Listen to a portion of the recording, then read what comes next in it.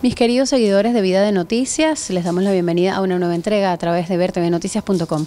Hoy acudimos a una convocatoria del Instituto Prensa y Sociedad de Venezuela, un estudio al que han denominado Propietarios de la Censura, que aspira a revelar qué ha ocurrido tras la venta de medios de comunicación del ámbito nacional y regional. Y es que en 5 años, 25 medios han sido vendidos, lo cual se ha traducido en la mayoría de los casos en pérdida de credibilidad para estos medios. A continuación verán varias de las intervenciones que se hicieron en este evento y que hace pues esta gran revelación a los periodistas y también a los consumidores de información en Venezuela. Un estudio riguroso que se hizo desde el punto de vista periodístico. A continuación.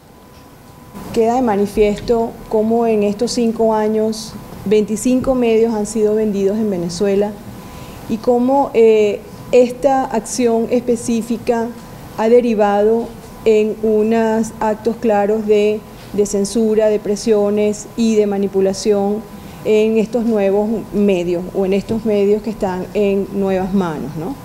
Estamos aquí para dar continuidad pues, a un trabajo que ha realizado IPIS comprometido con su visión y su misión, sobre todo en el tema del periodismo de investigación. El periodismo de investigación para nosotros es la herramienta esencial para poder demostrar y para poder dar a conocer con certezas, con documentos y con mucha fundamentación lo que está pasando en los medios, en este caso, en esta investigación en particular. En el marco pues, de nuestra acción queremos presentar esta investigación como un asunto medular, además del tema de la libertad de expresión. Cada vez más el periodismo de investigación se convierte en la herramienta para poder denunciar actos claros de violación a los derechos humanos y en este caso en concreto actos claros de violación al derecho a la libertad de expresión y específicamente también al derecho al acceso a la información, que es uno de los que está más comprometido y es uno de los principales resultados y hallazgos de esta investigación. Entonces la propiedad de los medios en Venezuela resulta algo esencial no solamente para los periodistas, que son los que en este trabajo pues, fueron protagonistas con sus testimonios, incluso pues, también con la labor de levantar toda esta información que está contenida en esta investigación, sino también en especial para los ciudadanos. Conocer cómo es la nueva conformación empresarial y sus consecuencias en materia de transparencia, censura, autocensura, ayuda a comprender cómo progresivamente nuestra sociedad pierde su derecho a tener una visión amplia, diversa, plural e integral de la realidad. Queremos iluminar, poner la luz sobre este tema que hoy es un deber para todos los lectores y consumidores de información que tienen el derecho a saber quiénes son los dueños de sus medios, de los medios que ellos están leyendo. Y lo más importante también de este esfuerzo de investigación ha sido revelar los vínculos y las manipulaciones de los factores de poder en relación a la propiedad de los medios y sus consecuencias en la calidad de la información. Estos factores de poder los pudimos notar en esta investigación en distintos niveles. Son factores de poder que pueden ir desde un jefe de redacción, un coordinador de página, un dueño de medio, hasta lo más clásico que serían las presiones provenientes pues, del poder político o del poder económico. Hay muchos factores y muchos actores que están interviniendo en esta situación del cambio de propiedad de los medios y eso es algo que queda bastante claro en las revelaciones de esta investigación. Por primera vez se logra documentar quiénes son los nuevos dueños de los medios en estos medios que investigamos, más de 25 medios que tocamos. Esta información está toda publicada en un microsite que diseñamos, en donde están 6 reportajes y toda la documentación que respalda la investigación que hicimos. Tenemos casos emblemáticos de los dueños, por ejemplo, de los dueños de medios relacionados con factores de poder, como PDVSA, como el propio Partido Socialista Unido de Venezuela.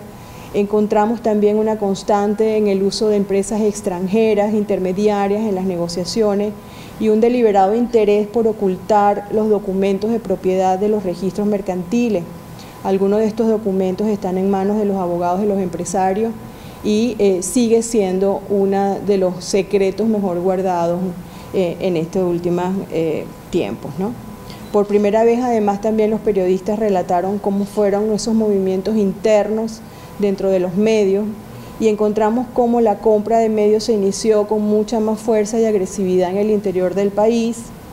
Esto pasó de manera muy soterrada, muy callada, solamente percibido por los periodistas de estas regiones, y luego posteriormente pues ocurre en Caracas con estos 3 medios emblemáticos, y es cuando, a nuestro modo de ver, sale a relucir pues con mucha más fuerza la situación o la estrategia de cómo ese cambio de propiedad de los medios pues deriva en unos cambios en líneas editoriales hacia un periodismo mucho más sesgado, menos independiente, menos plural, y bueno, con las consecuencias además de censura, despidos y presiones, ¿no?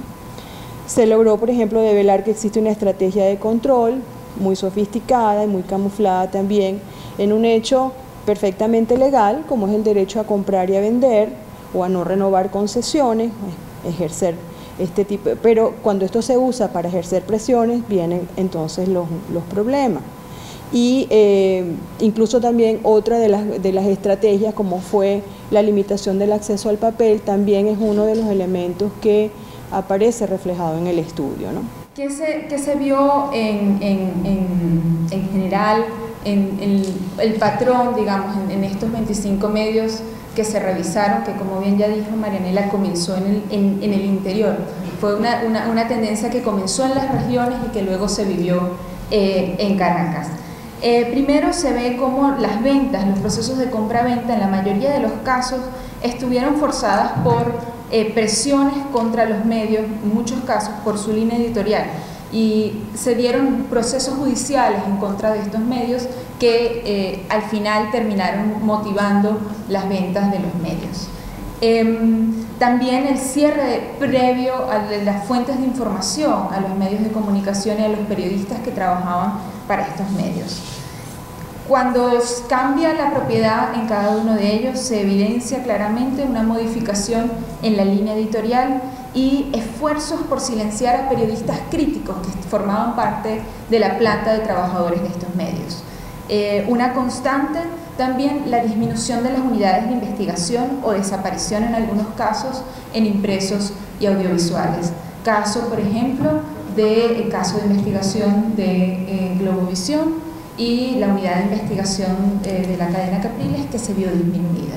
En el caso del segundo reportaje, documenta toda la historia de la cadena Capriles, la venta de lo que fue el principal grupo editorial del país, que además fue en apariencia se dio a un grupo de inversores británicos, contraviniendo lo que es la normativa venezolana sobre el tema de propiedad de medios, que pues, no permite a internacionales, a personas que no son venezolanas, tener propiedad o participación en empresas de medios en Venezuela. Se documentó allí con bastante profundidad, se recogieron testimonios de todos los que fueron parte de esta historia dentro de la cadena Capriles, y cómo una serie de trabajos fueron consecutivamente censurados. Se pueden revisar en el especial, en una línea de tiempo, todos los trabajos que desde la compra y venta de la cadena Capriles fueron censurados, así como los testimonios de quienes formaron parte de la unidad de investigación y directivos como Omar Lugo, que cuentan detalladamente qué pasó dentro de la cadena Capriles desde que se vendió el medio. Luego se cuenta también la historia del Universal, donde también, así como en el caso de la cadena Capriles, hay un intermediario internacional en el proceso de compra y venta del medio, y en este caso los primeros afectados fueron los líderes de opinión que participaban en el diario, y consecutivamente pues algunos de sus reporteros han ido renunciando. Y pues sin rubor lo que ahora el Universal llama de su trabajo es periodismo plano.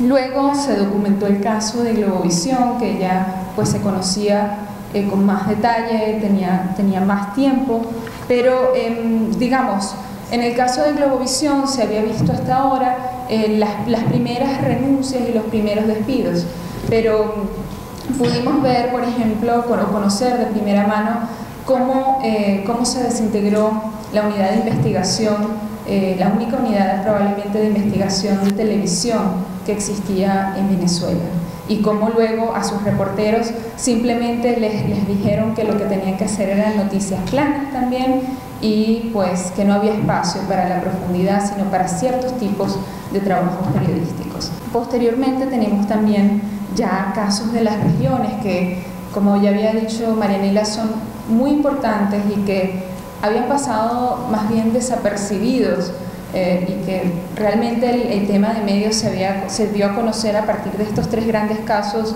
de Caracas, pero que muestran con más detalle cómo los poderes regionales han tenido intervención y participación en las líneas editoriales de los medios, y cómo incluso en el caso de las regiones algunos periodistas, por ejemplo, decidieron dejar de trabajar para vender chucherías a partir de los procesos de compra y venta. Está el caso de en la región de los Llanos, tenemos el caso de Frente, de Barinas, El Sol y Extra de Monagas. Allí se ve cómo los cambios de propiedad pues básicamente están relacionados también con los poderes regionales. Luego se encontró también la participación o la intervención de la empresa del Estado, PDVSA, a través de su fondo social, en la intervención o inversión en medios de comunicación a través del Fondo Social de PDVSA. Medios como Catatumbo TV recibieron recursos para el desarrollo de sus medios de comunicación, y otras empresas, en el caso de Monagas, el diario El Oriental, también documentan en sus registros que recibieron fondos de la empresa del Estado para desarrollarse sus medios. Lo que por otro lado refleja es la no independencia del medio a partir de la recepción de estos fondos. Es decir, los fondos, efectivamente, recibir fondos para el desarrollo de empresas es legal. El problema aquí que se ve, o que los periodistas contaron o reflejaron, es cómo su política editorial simplemente se inclinó hacia una sola mirada y dejó por fuera otras, produciéndose nuevamente mecanismos de censura. Pero sí hay unos patrones en el caso regional y otros en el caso del distrito capital, ¿okay? Creo que eso lo mencionamos. En todos los casos sí se puede ver claramente, previo al proceso de compra y venta, presiones y amenazas a los medios, ¿okay? De distintas maneras. Bien a través de procesos judiciales, como es el caso de Globovisión. En el especial, si entramos al trabajo especial de Globovisión, incluso hay una infografía que muestra cómo hubo un pico en amenazas y agresiones al canal justo previo al momento de la compra y venta, ¿okay? Y eso se produce también en las regiones. Hubo presiones y amenazas de distintas maneras. No mencionamos en el caso de Bolívar también el anterior dueño de El Luchador, dio su entrevista y dio su testimonio, y él justamente explica cómo el gobierno regional fue de alguna manera cercando a su medio, y pues él se vio en la necesidad de venderlo, pues porque ya no podía, no conseguía qué manera hacer. Entonces hay en un primer momento un proceso de presión y amenaza a estos medios, y un segundo momento en el cómo se dan las negociaciones de las compra y venta. En el caso de en los casos regionales, sí, como ya había dicho, es claro saber quiénes quedaron con la propiedad de los medios. Generalmente son otros empresarios regionales vinculados con el gobierno regional. Es decir, eso queda claro en las regiones, ¿no? Y luego, en los casos del distrito capital, tenemos distintos momentos, pero ya la tendencia es justamente el uso de empresas intermediarias para ocultar a los verdaderos dueños de los medios, y se vuelve un poco más sofisticado el proceso de compra y venta que a los que se produjeron en las regiones. el cambio de línea editorial en todos los medios, que efectivamente esa sí es una constante y es un patrón. Es decir, que en efecto los procesos de compra y venta de medios han resultado en medidas de censura contra periodistas por parte de los mismos dueños de comunicación y de despidos contra periodistas. Y eso queda documentado, o sea, hay más de... por cada reportaje más de 10 por lo menos testimonios distintos de periodistas internamente de los medios que cuentan cómo fueron censurados, ¿okay? Entonces tenemos una serie de testimonios que muestran cada vez más las tendencias a silenciar a nivel interno a periodistas que pueden resultar incómodos para el medio de comunicación, es decir, a través de amenazas, presiones o despidos, es decir, que puede resultar en, por favor, haga noticias planas, o no nos gusta el trabajo que usted hace, haga otra cosa. Entonces eso es un patrón, ¿no? A ver, digamos, los registros mercantiles son, o sea, el derecho a consulta es público, es información pública, y pues digamos, hay casos en los que sí queda claro que pues no hay acceso a esos archivos. En otros casos no hubo inconvenientes, casos en los que los expedientes fueron complejos o que al final pues parecía una política y que resultaba sospechoso consultar por el registro. El caso de Globovisión expresamente, como digo, hubo varios intentos, incluso se hicieron solicitudes por escrito también para tener acceso al registro de Globovisión, y pues las respuestas fueron negativas en todos los casos. Incluso, bueno, en algún momento fue porque se interesan tanto en Globovisión y por qué no revisan otro medio.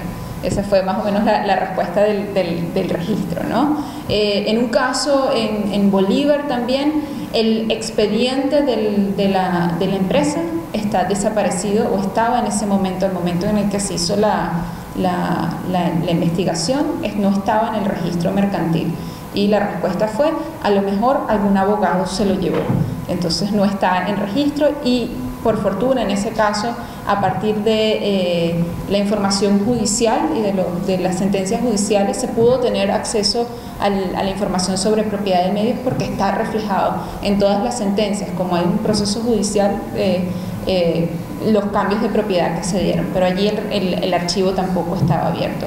En el caso del Universal, por un tema de las mudanzas en los registros mercantiles, estaba en cajas y tampoco, esa fue la respuesta, ¿no? Entonces, en efecto, aunque es información pública, cada vez se hace más complejo el acceso a los registros mercantiles. Depende mucho, como les digo, como aquí cubrimos 9 estados, las situaciones de los registros en cada estado varían, y entonces pues digamos, todavía no se puede establecer o sea, una sentencia definitiva de decir sí, es una política deliberada en el caso de todos los registros. Pues en algunos sí lo pudieron hacer sin problema, en otros pues es más complicado y puede tener que ver con el medio y con los procesos de cambio que se están dando con esos medios de comunicación. Y luego, en términos de dueños, como ya habíamos dicho, pues en los casos que lamentablemente hay intermediación de empresas internacionales, no es posible conseguir ir más allá de la empresa, es decir, lo que hasta ahora son rumores, siguen siendo rumores.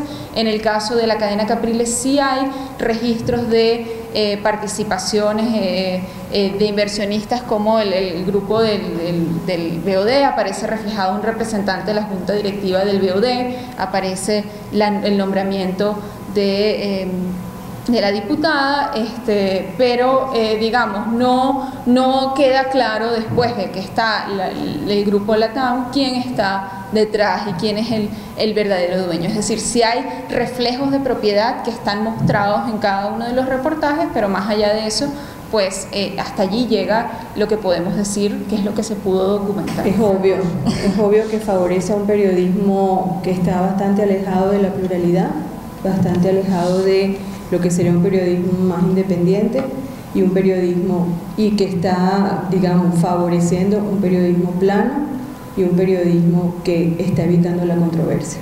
Esa es una conclusión que creo que esta investigación que conduce esta investigación, y no queda ninguna duda de que estos cambios de propiedad de los medios están influyendo en unas líneas editoriales planas, absolutamente domesticadas y absolutamente en una línea editorial que favorece a los lineamientos informativos del Ministerio de Información y Comunicación.